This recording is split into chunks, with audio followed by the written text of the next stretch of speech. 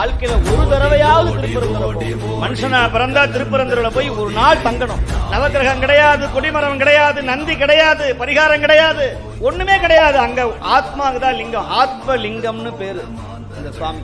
அப்படியே புழுங்கரிசி சாப்பாடு அப்படியே கொட்டி அந்த ஆவிக்கு தீபாராதனை காட்டுவாங்க. ஆவி உடையார் ஆவுடையார். நம்முடைய ஆவியை உடையவர் அந்த ஆவுடையார்.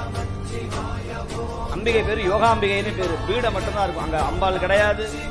மணிவாசகர் ஆசைப்படுகிற ஒரே கோயில், அவர் சொல்றார், உன் கோயில் வாயிலில் பிச்சை நாக்கினார். எந்த கோயில்ல? திருவாரூர் கோயிலா, சிதம்பரமா? இல்ல, திருப்பரந்துரை கோயில் வாசல்ல போய் பிச்சை எடுக்கணும். வாழ்க்கையில ஒரு தடவையாவது திருப்பரங்குன்றம் மனுஷனா பிறந்தா திருப்பரந்துரை போய் ஒரு நாள் தங்கணும். நவக்கிரகம் கிடையாது, கொடி.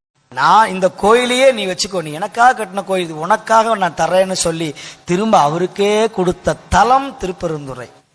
எல்லா ஊர்லயும் சிவபெருமானுக்கு எத்தனையோ நைவேத்தியம் பண்ணுவாங்க. இந்த ஊர்ல மட்டும்தான் பாவக்காய் குழம்பு. திருப்பெருந்துறைக்கு போனா பசி இல்லாம வாழலாம். 64 கோடி தீர்த்தமும் இருக்கிற தலம் திருப்பெருந்துறை. உலகத்திலேயே உன்னதமான தலம் திருப்பெருந்துறை. சைவ உலகத்துல பொன்னை போல போற்றி பாதுகாக்க வேண்டிய தலம் திருப்பெருந்துறை ஆவுடையார் கோயில்.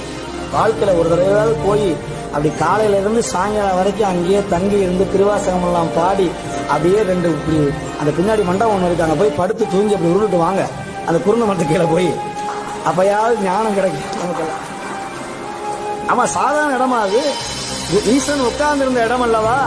உலகத்திலேயே உன்னதமான தலம் திருப்பெருந்துறை.